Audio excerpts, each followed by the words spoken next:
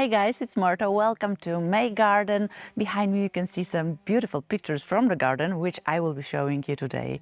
But also I will be showing you how I prepare soil for planting my clematis, new clematis, a beautiful one, and how I'm planting my dahlias, how I pinch them to get a lot of flowers. Let's go.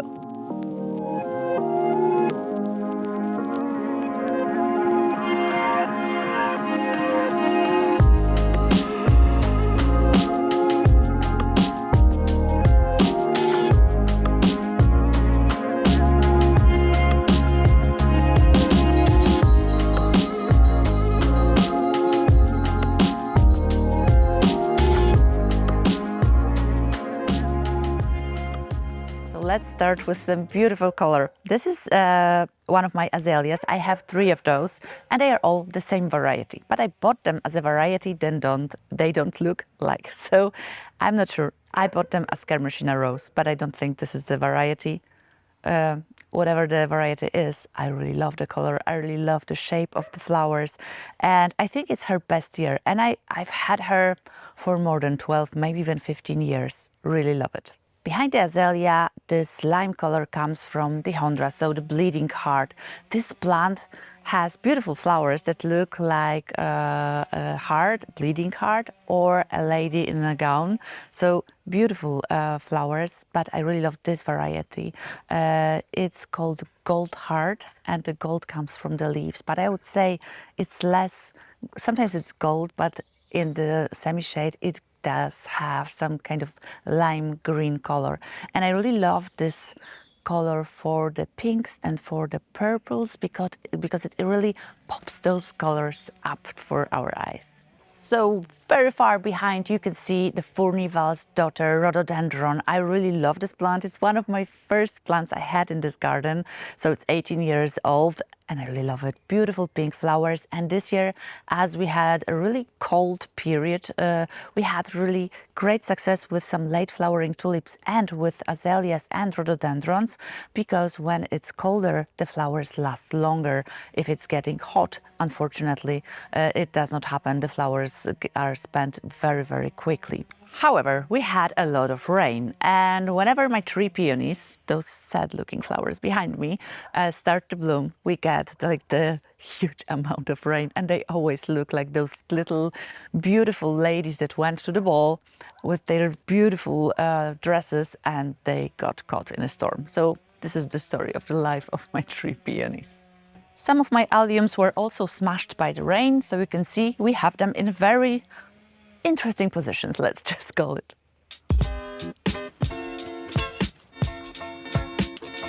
Did you sow any annuals this year? I did a lot, as I do every year, but this year I wrote an ebook about annuals and cut flowers in Polish. I really hope I will make it in English too. And I wrote everything I know about growing flowers from seed until harvesting them for bouquets for the house and even collecting your own seeds.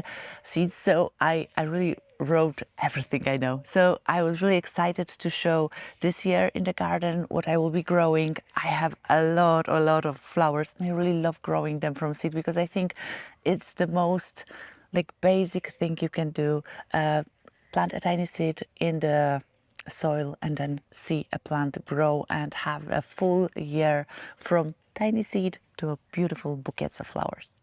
I always sow too many seeds and I get too many plants.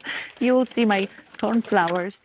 I have some spurs and I will be just putting them somewhere in the borders because I sow again too many, and then I'm like, I just can't prick them out. They deserve to live, and I leave them, and I have too many flowers in the garden. So those need to go somewhere in the borders. Do you have the same as me? In one of the last videos, I was taking care of my clematis. I was showing how I'm using the string to put all of those clematis vines in the right place, and now you can see that it's blooming. So this clematis is called Omoshiro, and I really love this. I've had this clematis in a very bad spot, and I took it out and I planted it in my patio in the pot, and it's been blooming so beautifully that I bought 2 more of those clematis, and I have them into different spots in the garden. I really love the color because it's not purple, it's not pink, it's somewhere in between. Beautiful, the inside of the flower. And here, this is a spot that is really not that light. It's semi-shade and it blooms beautifully. I really love it. Here's some beautiful colors from the alliums. Also, the Hakonekloa grasses are the lower part of this. And here we have my rhododendron Furnival's daughter. Beautiful color. Now it's lighter because the flowers are almost spent. If we want to make the plant the happiest, we need to remove the flowers so the plant does not give the energy for making the seeds. And then when the flowers are spent, I just remove them. It is also good because when you have a lot of rain, they can also rot on the plant. But how to do it?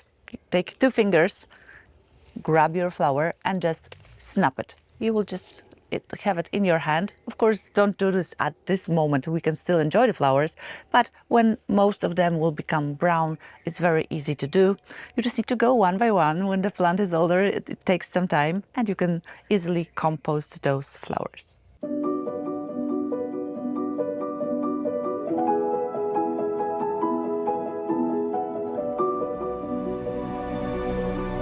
Okay, let's grab some gloves and I'll show you how I dig in my dahlias.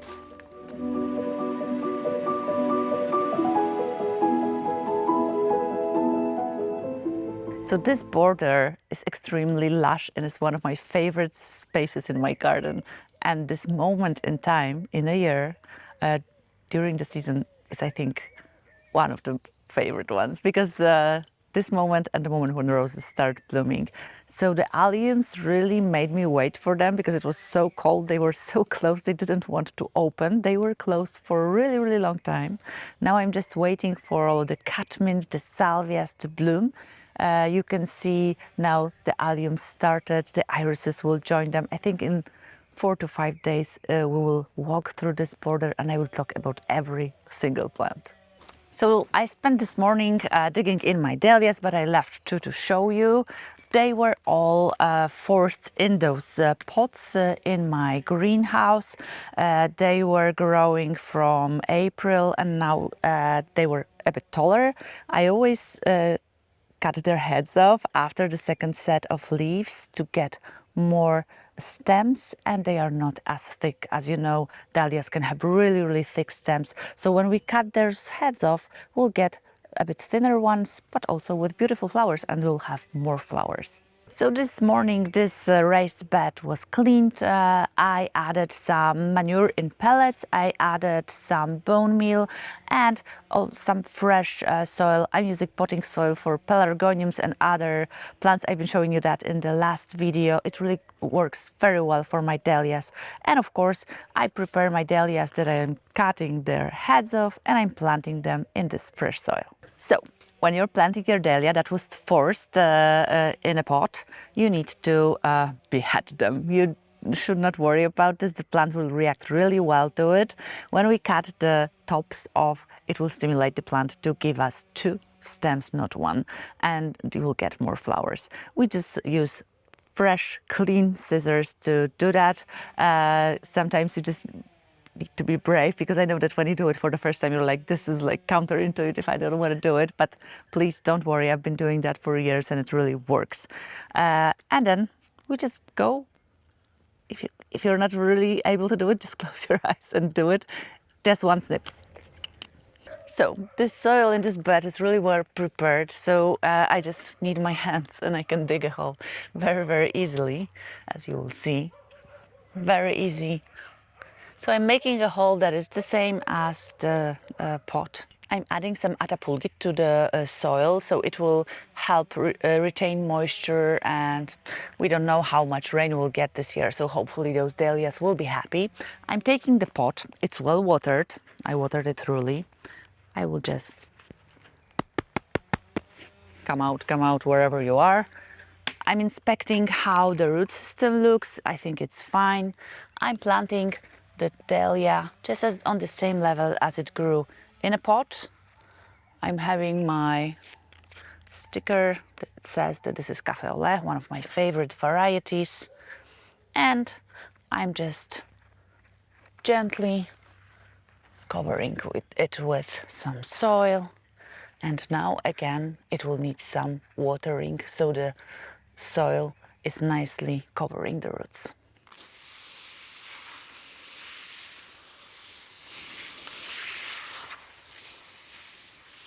So now I'm watering the plants, although they were watered in their pots, but I really need the soil to stick to the roots so they have nice contact, there's no air pockets. And now hopefully they will grow beautifully. I'm hoping the slugs will not get to them. I will just put some pellets, the eco pellets for the slugs, so they don't eat my dahlias. They really love them. Next task on my list is planting the clematis. It's called Baltic Waves, beautiful blue and purple flowers. Sorry, I think we are having some mosquitoes in the garden. First day I've seen them, I think it's the second one is attacking me. So I want to plant those clematis, beautiful flowers, really big ones, and growers tells us that watching this plant in their garden tells them that this is one of the longest growing clematis. Oh, hello. Hello, little bee. The bee is like, I'm bee approved. Thank you. So I prepared the space for this clematis here. I had beautiful clematis solina that was eaten by some kind of a mole. It was really growing beautifully, and it's a really good space for such clematis, but sometimes you lose plants. So those will go in this space. I dug some holes, really big ones. The soil here is really good because we've been putting our own compost here for years. So it's really nice, fluffy, but it's pretty dry. When I was digging, I've seen that it's not too, although we had some rain, it did not get here, or the plants all drank it up. So I will need to be very careful and mindful about watering my new plants, because when they are established, it's fine. But when they are young and they've been growing in pots, you need to be mindful and come back and check. I will add some manure in pellets, and I will add some bone meal to the soil, and hopefully it will grow nicely. I will check if I will see some deficiencies. I will be using the fertilizer in liquid form to feed it. Okay, enough talking, let's do something. I'm going to grab some manure, some bone meal, and we'll start digging.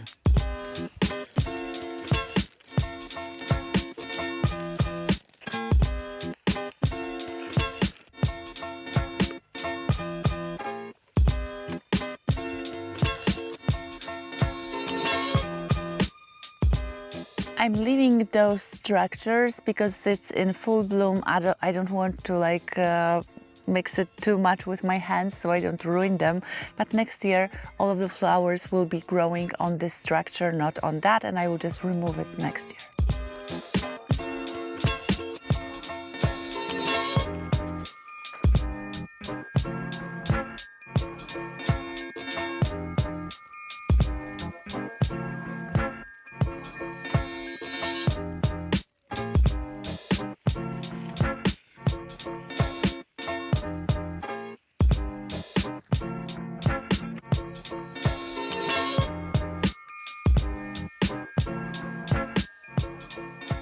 It was not easy taking the plants out of such big pots, especially when they are vines and they are on a structure. Hopefully I did not hurt them. We'll see in a few days. Now I will be water them thoroughly first now, and then I will come in half an hour and do it again. I really want the soil to touch the roots. I don't want any air pockets, and I hope they will just take in beautifully and they will like the space.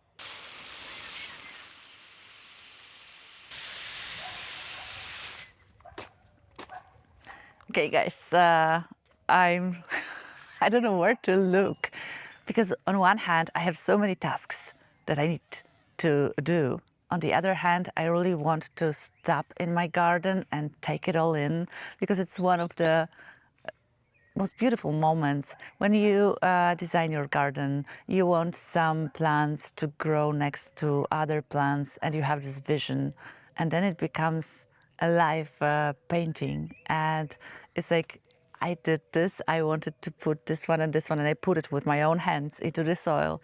And year after year, it's so beautiful. And I love it. The birds love it. The insects love it.